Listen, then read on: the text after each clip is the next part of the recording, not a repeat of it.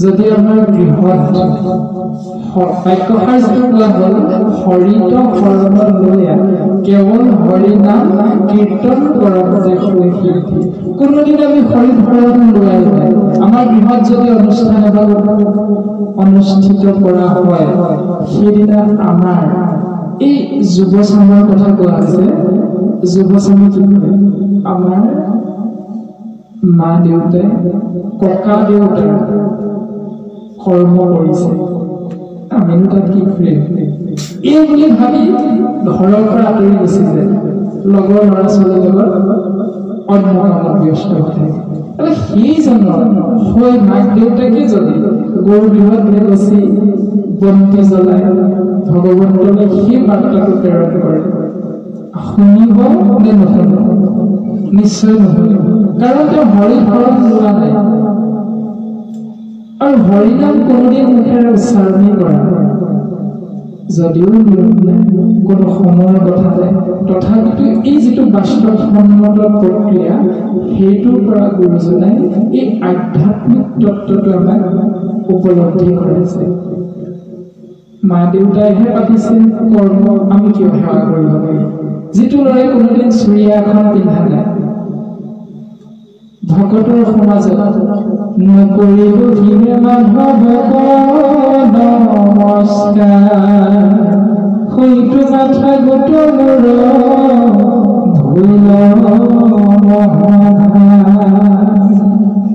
অৰ্থাৎ আমি পঞ্চমভূত 24 তত্ত্বৰে গঠিত নৰদেহাটোৰ ইয়াৰ পৰা ওপৰত আমাৰ যিটো মস্তিষ্ক আমি লৈ আছো সেই মস্তিষ্কটো যদি কোনোদিন ভকত সেৱাৰ বাবে আগবঢ়াই দিয়াই নাই তেতিয়াহ'লে তেনে এজন পুৰুষৰ কথা জীৱাত্মাৰ কথা মাতৃগৰাকীয়ে বা পিতৃজনে সি বন্তি গছি জ্বলাই নামঘৰত সেৱা কৰিলেই সেই জীৱাত্মাৰ আশা আকাংক্ষা কেতিয়াও ভগৱন্ত পুৰুষে পূৰণ নকৰে এই কথাটো আমাক ভাগৱত শাস্ত্ৰই কৈ আছে আৰু সি আসল ভাগৱত ধৰ্ম নকৰাটো কিন্তু ভাগৱত ধৰ্ম নহয় কৰাটোহে ভাগৱত ধৰ্ম আমাক গুৰু ধৰ্মই এনেধৰণেই কৈ আছে বাস্তৱ আৰু আধ্যাত্মিক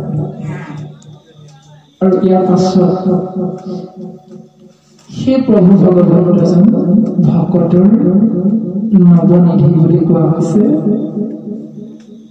হৰি স্মৰণে আৰম্ভৰ শৌক সিদ্ধি পৰীক্ষিত মুখ কথা দ্বাদশ স্কন্ধৰ কৃষ্ণ চৰণ ধনে কিংকৰ কৃষ্ণ এইখিনি মহাপুৰুষ কৃপালু গুৰুজনা নিজস্ব কথা যিখিনি আমি গুৰু ধৰ্ম বুলি আখৰে আখৰে পালন কৰিব লাগে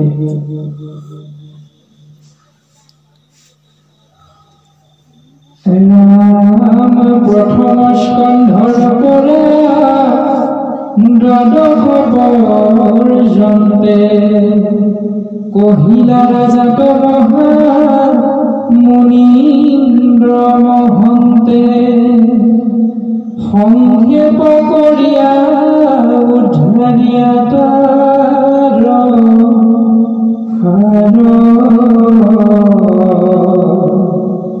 শংকৰে ৰচিলা কৃষ্ণ চৰিত্ৰ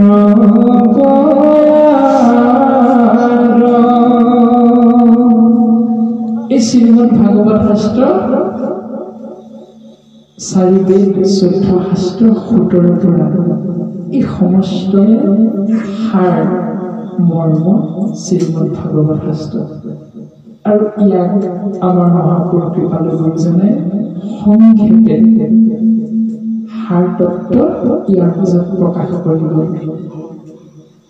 জিভাগ শাস্ত্ৰ কীৰ্তন কৰাৰ লগে লগে অন্য শাস্ত্ৰ কীৰ্তন কৰাৰ কোনো প্ৰয়োজন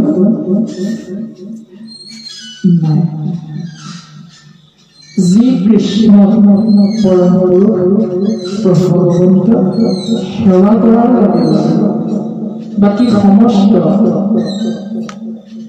দেৱ পূজা কৰা হৈ যায় আৰু সেই কথাটোকে গীতা শাস্ত্ৰত কৈছে যে কৃষ্ণক পুজিলে পূজা সমস্তৰে হয়, পৃথকক পুজিলে পূজা কেহ নলয়। অৰ্জুনৰ আগত কৈছে যে কৃষ্ণক পুজিলে পূজা সমস্তৰে হয়, অৰ্থাৎ গছৰ গুৰিত পানী দিয়াৰ লগে লগে ডাল পত্ৰবিলাক নিজে নিজে খুব সুন্দৰভাৱে জীৱিত হৈ থাকিব পাৰে। ঠিক তেনেধৰণে পৰমেশ্বৰ কৃষ্ণৰ চৰণত যদি আমি আমাৰ পূজা অৰ্চনা আগবঢ়াই দিওঁ, তেতিয়া সমস্ত দেৱৰে পূজা কৰা হয় বুলি কৈছে। আৰু তাৰে এটা সুন্দৰ নিদৰ্শন ভাগৱতৰ 10ম স্কন্ধত উল্লেখ কৰিছে। হে ৰামে যিটো জনে যায় মাধৱৰ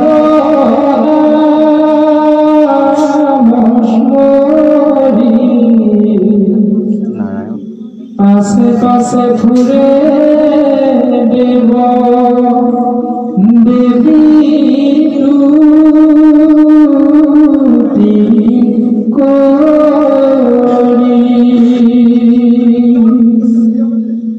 যিজনে কোনো পৰম পুৰুষ প্ৰভু ভগৱন্তৰ নাম মাধৱ। মা মানে লক্ষ্মী, ধৱ মানে স্বামী, লক্ষ্মীপতি প্ৰভু ভগৱন্তৰ এটা নাম হ'ল মাধৱ। আৰু যেতি জীৱাত্মাই বোলে প্ৰত্যেক মুহূৰ্ততে পৰম পুৰুষ সেই প্ৰভু ভগৱন্ত মাধৱৰ নাম স্মৰণ কৰি থাকে, সেইজনৰ পৰম বৈষ্ণৱ পৰম ভকতৰ পাছে পাছে অহৰ্নিশে ইন্দ্ৰ বায়ু বৰুণ, তাৰ পাছত আমি যিটো কৰ্ম কৰি সেয়া হ'ল ভাগৱত ধৰ্ম। মূৰ্তিমন্ত ভূয়া মানস প্ৰকাৰ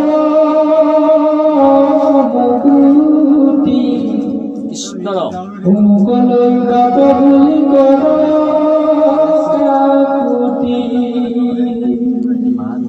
সেইজনা বৈষ্ণৱৰ পাছে পাছে বোলে আৰু 5টা বস্তু অহৰ্নিশে ঘূৰি ফুৰে।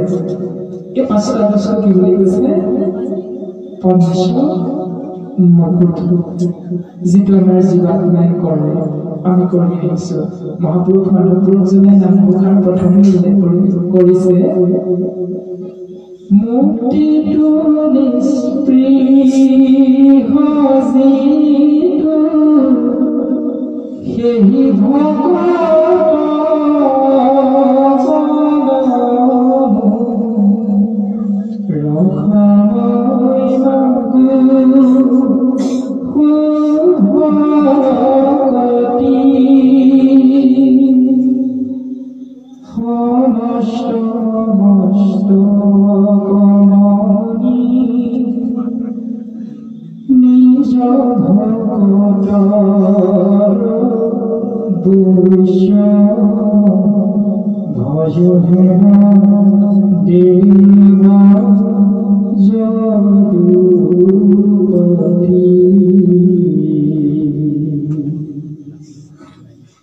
যিজনে ভকতে মুক্তিও বাঞ্ছা নকৰে,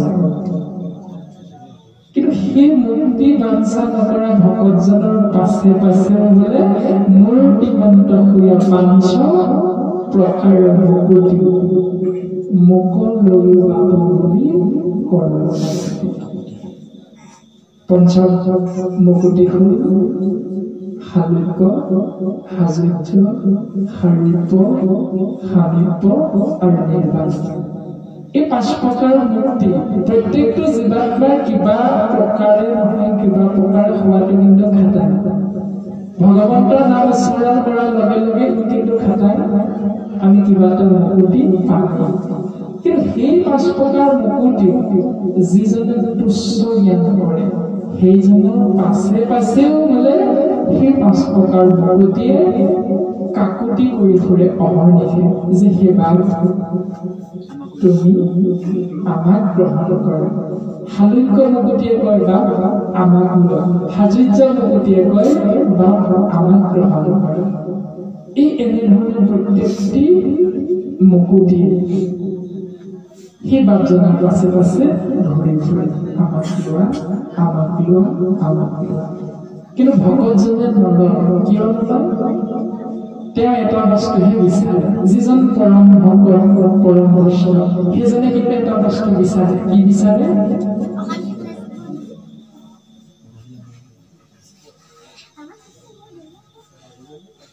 ৰসময় মাগুৰ ভকতি। তেওঁ এটা বস্তু বিচাৰে, ৰসেৰে পৰিপূৰ্ণ ভকতি। তেওঁ একো নিবিচাৰে, কিন্তু এটা বিচাৰে। কি বিচাৰে? ভকতি মুকুতি বিচাৰে। তাৰ স্পষ্ট উদাহৰণ এটা আপোনালোকে চাব।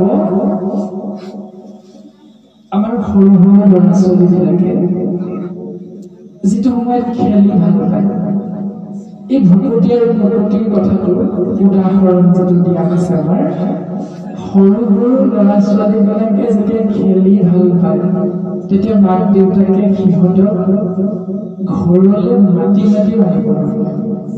এই কথাটো আপোনাৰ সৰু সৰু ল'ৰা ছোৱালীবিলাকে খেলি ভাল পায় কাৰণে খেলি থাকোঁতে সিহঁতৰ এনেই হৈ থাকে।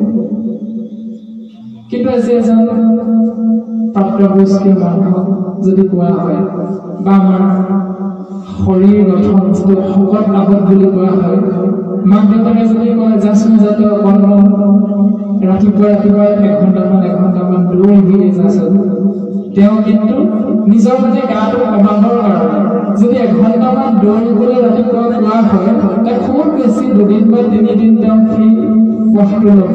কিন্তু এসপ্তাহমানৰ পাছত নোৱাৰো গ'লে গৈ থাকে, ভাগৰ লাগিছে, সেই সময়ত কিন্তু তেওঁ সাৰ নাপায়। যদি ঠাণ্ডা দিন তাৰমানে কি, তেওঁ নিজৰ শৰীৰ গঠনটো কমাবৰ বাবে, এটা স্বাস্থ্যটো ভাল কৰিবৰ বাবে তেওঁ সেই ব্যায়ামটো কৰিবলৈ গৈছে। সেইকাৰণে তেওঁ কৰিব নোৱাৰে। কিন্তু এই সৰু ল'ৰা ছোৱালীবিলাকে শৰীৰ চৰ্চাটো কৰিম বুলি কিন্তু খেলটো খেলে। সিহঁতি খেলটো ভাল পাই কাৰণে যি ধৰণে খেলিছে, আৰু সেই খেলাৰ লগে লগে সিহঁতৰ যিটো ব্যায়াম হৈছে সেইটো কিন্তু সিহঁতি অনায়াসে পাইছে, এনেই পাইছে। আৰু ভকতি তেনেকুৱা, মুকুতি বুলি তেনেকুৱা। মুকুতি হল বুলি যিজনে ভকতি কৰে সেইজনৰ কিন্তু ভকতি নহয়। যিজনে ভকতি ভাল পায়, ভগৱন্তৰ নাম ভাল পায়, ভগৱন্তৰ বস্তু স্মৰণ কৰে, সেইজনে কিন্তু মুকুতি অনায়াসে। অৰ্থাৎ ভকতি কৰিলে মুকুতি এনেই পাই যায়। যি ধৰণে খেলি ভাল পোৱাৰ কাৰণে সেই ব্যায়ামটো অনায়াসে। আৰু সেই ব্ৰহ্মমূৰ্তি শ্ৰীমদ ভাগৱত শাস্ত্ৰৰ সেই তত্ত্বগধুৰ সাৰমৰ্ম কথাবিলাক মহাপুৰুষ শ্ৰীমন্ত শংকৰদেৱ গুৰুজনে সংক্ষেপে এই ভাগৱত শাস্ত্ৰত উল্লেখ কৰি গৈছে। 28 সহস্ৰ বেদৰ প্ৰধান বিষ্ণুৰ মূৰ্তিৰ মহাকন্যাস্থান মান্য পৰিষদক পাতলা সত্ৰ তথা সৰ্বক ব্ৰহ্মশিখনে ভাগৱত কথা। 28 সহস্ৰ বেদৰ প্ৰধান হোৱা স্বত্তেও 17 মুখে শ্ৰীমদ ভাগৱত শাস্ত্ৰত কথোপকথন শুনিবলৈ ইচ্ছা প্ৰকাশ কৰিছে। আৰু ইয়াৰ পাছত কৈছে সৌনকানী মণিৰ দ্বাৰা 17 প্ৰশ্ন। আৰু যিটো আজি প্ৰথমে আমি এখনত উপবিষ্ট হোৱাৰ মুহূৰ্তত আমাৰ অতুল বাবজনে কৈছিল যে ভাগৱত ধৰ্মৰ ওপৰত আপুনি অকণ ক'ব লাগিব। আমাৰ সিমান জ্ঞান নাই, তথাপিতো ভাগৱত শাস্ত্ৰই যি কৈছে, আমাক যি কৰিবলৈ কৈছে তাকে আমি আপোনালোকৰ আগত ব্যক্ত কৰিছো। যিটো সৰ্বকালে 28 সহস্ৰলিখিয়ে 17 প্ৰশ্ন কৰিছে। আৰু এই গোটেই ভাগৱত শাস্ত্ৰভাগ হ'ল প্ৰশ্ন আৰু উত্তৰ। আমি যিখিনি প্ৰশ্ন আমাৰ মনৰ মাজত গুজৰি গুমৰি থাকে, সেই প্ৰশ্নবিলাকৰ উত্তৰ আপোনালোকে যদি ভাগৱত শাস্ত্ৰ পঢ়ে, কীৰ্তন কৰে, তেতিয়া খুব সুন্দৰভাৱে পাব। যদি কোনোদিন ভাগৱত শাস্ত্ৰত অনুষ্ঠানত উপবিষ্ট নহয় তেতিয়াহ'লে ভাগৱত কি বুলি খুলিলে আমাৰ বিশৃংখলতাৰ সৃষ্টি হয়। আৰু তাৰে উত্তৰ প্ৰথমে কৈছে সৌন কবৰতি শুনা মহামানী পৰম পাতকি কলি পাইলে নাজানি। সনমুনিয়ে প্ৰশ্ন কৰিছে যে হে ভূত মহামানী পৰম পাতকি কলি আহি ইতিমধ্যে উপস্থিত হৈছে। গতিকে আমি এতিয়া এই সময়ছোৱাত কলি যুগত কি কৰাটো উচিত। আৰু কলি যুগ আৰম্ভ হোৱাৰ আগে তেওঁলোকে কি কৰিছিলে সেই কথাটো মহামানী সুন্দৰ আগত ব্যক্ত কৰিছে। কি বুলি কৈছে? আৰম্ভিলো জগবাহী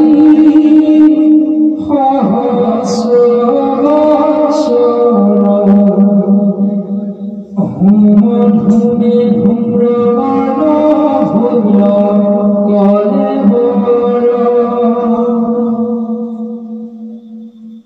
সহস্ৰ বছৰ আমি যজ্ঞ আৰম্ভ কৰিলো, যিটোৰ পৰা আমি ফল মাত্ৰ এটাই পালো, সেই যজ্ঞৰ ধোঁৱাই আমাৰ গাৰ বৰণলৈ কানি কাপোৰবিলাক ধোঁৱা বৰণীয়া হৈ মাত্ৰ লেতেৰাহে।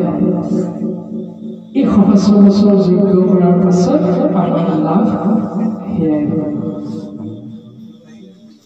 তাৰপাছত কৈছে কি যিটো গৰ্ব কৰোৱাটো নাহিকে বিশ্বাস আপোনাৰ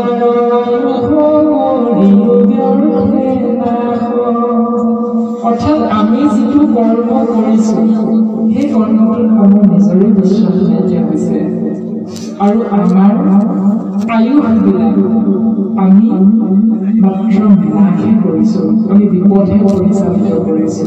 যিটো প্ৰশ্ন বৰ্তমানৰ মাজে আমাক কৈছে যে সমাজ ব্যৱস্থাত আমাৰ কৰ্মৰ ওপৰত বিশৃংখলতাৰ সৃষ্টি হৈছে, কিন্তু এইটো তেতিয়াও হৈছিল। আৰু তাৰ ওপৰত সুন্দৰভাৱে ভাগৱত শাস্ত্ৰৰ প্ৰথম স্কন্ধৰ প্ৰথম অধ্যায় ধৰ্মবাদী মণিসকলৰ সিদ্ধান্ত দিছিল যে যিটো কৰ্ম আমি 1000 বছৰ সহস্ৰ বছৰ আমি যজ্ঞ কৰিছো তাৰ পৰা আমাৰ লাভ আৰু এতিয়া যে কলিছো, সেইকাৰণে আমি কি কৰিম? যজ্ঞ কৰিম নে নকৰিম? এই এটা প্ৰশ্ন উত্তৰ। তেতিয়া কৈছে আমাৰ সম্প্ৰতি তুমি চিন্তিও গঠিত কৰাই পাল কৃষ্ণ চৰিত্ৰ আমাক এটা সিদ্ধান্ত দিলে কলেজত কি কৰিব। সম্প্ৰতি মানে বৰ্তমান সেই মহামানীৰ তুমি আমাৰ চিন্তা একমাত্ৰ তুমি, কাৰণ সকলোৱে আমাক উপদেশ দি গ'ল তোমাৰ সহনতে আমি ভাগৱত শ্ৰৱণ কৰিব লাগে।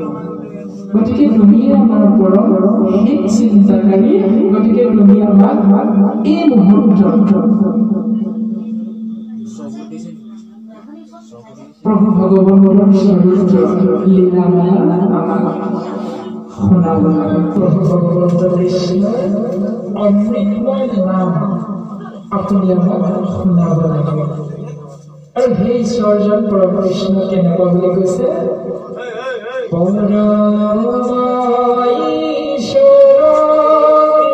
কৃষ্ণ দেৱ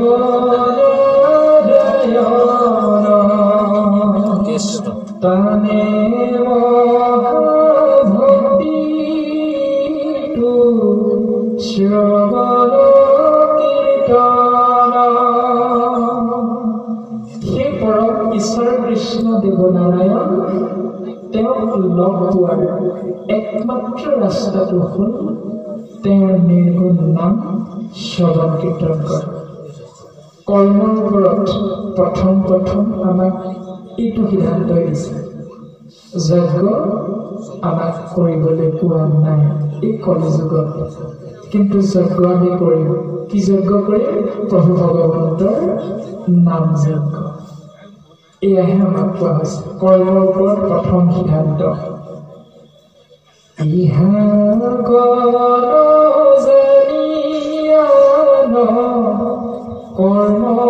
কৰি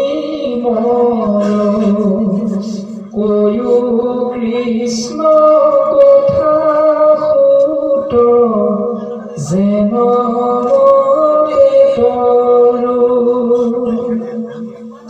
আমি এই আন কৰ্ম যজ্ঞ আদি কৰি যিখিনি কৰ্ম এই মুহূৰ্তলৈকে আমাক গুৰুজনে চিনাকি কৰি দিছে, সেই কৰ্মবিলাক আমি এতিয়াৰ পৰা নকৰোঁ।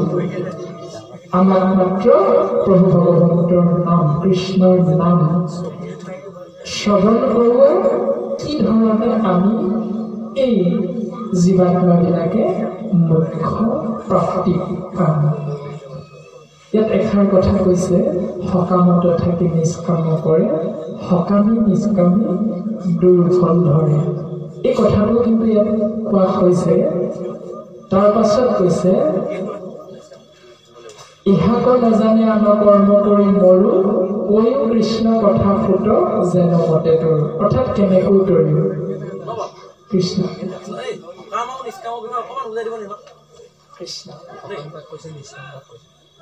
সেই কথাটোকে ক'বলৈ যোৱা হৈছে।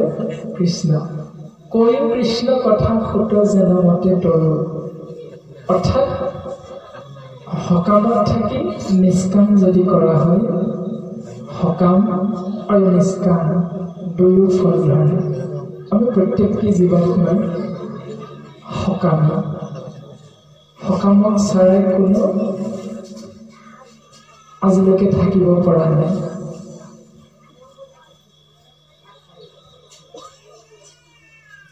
সকাম শব্দৰ অৰ্থ স্পৃহা থকা, অৰ্থাৎ আশা। আমি আজি কোনোবাই ক'ব পাৰিম নেকি যে আমাৰ কোনো আশা নাই? প্ৰত্যেকটি জীৱাত্মাৰ আশা আছে, অৰ্থাৎ আশাক লৈ আমি জীয়াই থকা হৈছে। কিন্তু সেই আশাটো আমি নিষ্কামলৈ পৰিৱৰ্তন কৰিব লাগিব। অৰ্থাৎ ভগৱন্তৰ নাম যিটো কোৱা হৈছে কৰায়ুক পান কৃষ্ণ চৰিত্ৰ অমৃত, অৰ্থাৎ সেই সৌগ প্ৰবৃত্তি 28 সহস্ৰৰিষিয়ে যিটো আশা কৰিছিল, যিটো সকাম কৰিছিল যে কৰায়ুক পান কৃষ্ণ চৰিত্ৰ অমৃত, অৰ্থাৎ আমাক মাত্ৰ তুমি এইখিনি কৰ্মহে কৰিবলৈ দিয়া, এইখিনিহে আমাক উপকাৰ কৰা, যেন আমি তোমাৰ মুখেৰে প্ৰভু ভগৱন্ত কৃষ্ণৰ অমৃতময় নাম পান কৰিবলৈ পাওঁ। সেয়া হ'ল নিষ্কাম। কৰ্মটো কিন্তু সকাম, তাৰমানে স্পৃহা আছে, কিন্তু স্পৃহাটো হ'ল নিষ্কাম। ভগৱন্তৰ নামষাৰ আপুনি মনত সংকল্প ল'লে, কিন্তু ৰাইজে ৰজা বুলি কোৱা হৈছে।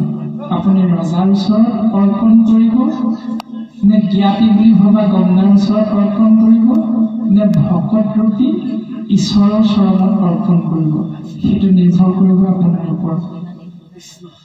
আৰু তাৰ ওপৰতে নিৰ্ভৰ কৰিব আপোনাৰ কৰ্ম সকাম নে নিষ্কাম। অৰ্থাৎ গংগা পবিত্ৰ বুলি কোৱা হয়। সেই গংগা যেতিয়া ভগীৰথ গংগা উদ্ধাৰ, এই যিভাগ ভাওনা মহাপুৰুষ কৃপালু গুৰুজনাই আমাৰ কলিযুগৰ মানুহৰ মাজত দেখাই গৈছে, ভগীৰথৰ গংগা উদ্ধাৰ বুলি, তাত খুব সুন্দৰভাৱে এটা কথা স্পষ্টকৈ উল্লেখ কৰি গৈছে যে আমি যিভাগ গংগা পবিত্ৰ বুলি ভাবোঁ, তজুপাদুলকে গংগা ভৈলা উত্তৰপতি, এই যিষাৰি বাক্য চতুৰ্বিংশতি অৱতাৰৰ শেষৰ ফালে, প্ৰথম কীৰ্তনৰ শেষৰ ফালে গুৰুজনে উল্লেখ কৰিছে। যদিও গংগা ভগৱন্তৰ চৰণ কমলৰ পৰাই উৎপত্তি হৈছে, তথাপিতো গংগা উৎপত্তি হোৱাৰ তৎমুহূৰ্ততে প্ৰভু ভগৱন্তৰ চৰণৰ পৰা কিন্তু বিচ্ছিন্ন হৈ গৈছে। আৰু সেই বিচ্ছিন্ন হৈ যোৱাৰ ফলস্বৰূপে যেতিয়া ভগীৰথে তেওঁৰ পূৰ্বপুৰুষসকলক উদ্ধাৰৰ নিমিত্তে গংগাৰ স্তুতি কৰিছিল যে আপোনাৰ চৰণ স্পৰ্শ কৰাৰ লগে লগে আমাৰ পূৰ্বজসকল পুণ্যৱন্ত হ'ব।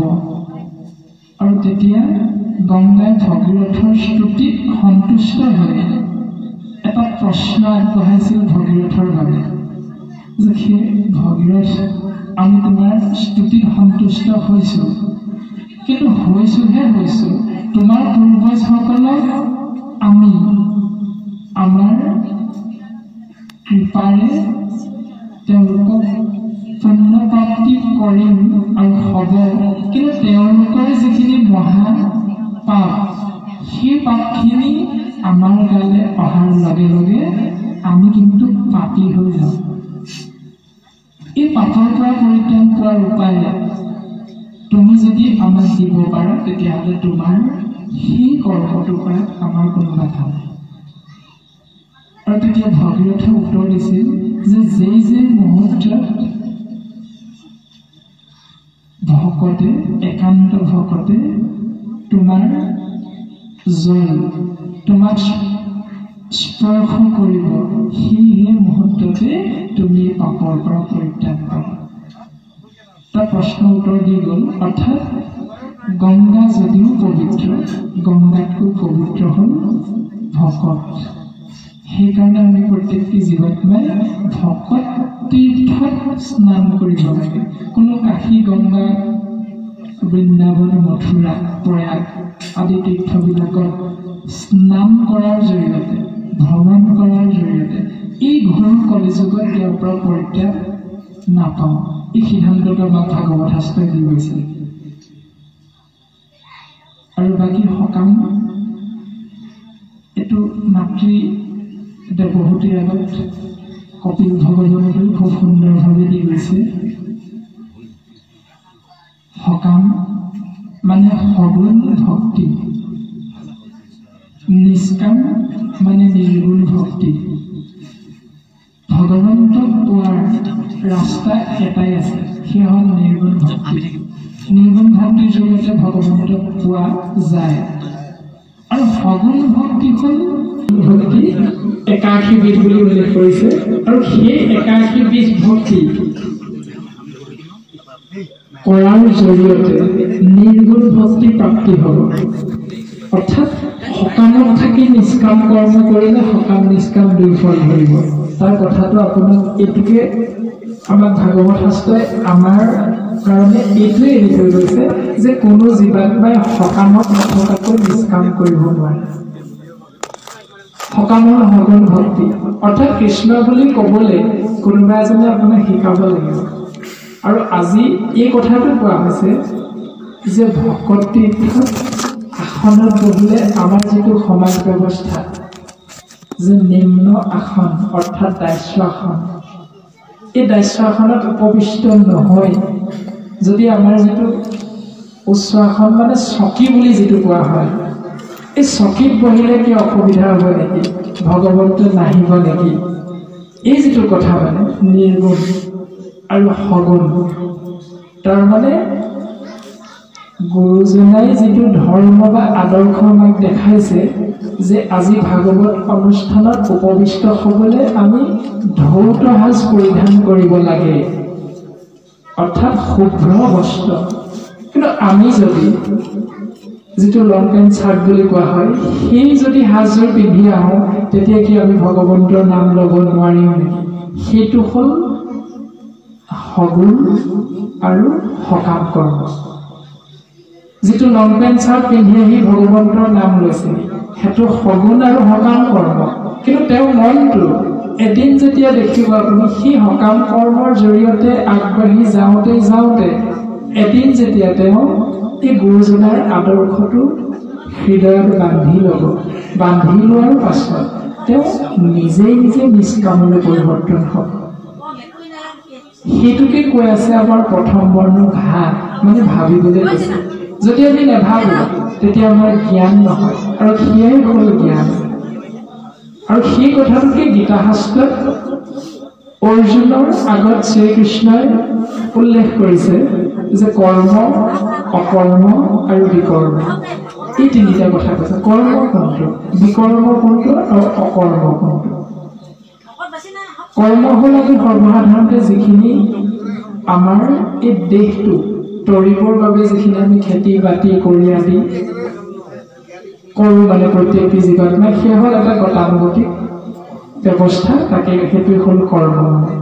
আৰু অকৰ্ম হ'ল যিটো কৰিব নলগীয়া, গুৰু ধৰ্মৰ বিপৰীত প্ৰক্ৰিয়াৰে আগবাঢ়ি যোৱা অকৰ্ম, বিকৰ্ম, যিটো ভাল বুলি কোৱা হৈছে, তাতকৈ আৰু উত্তম নাই।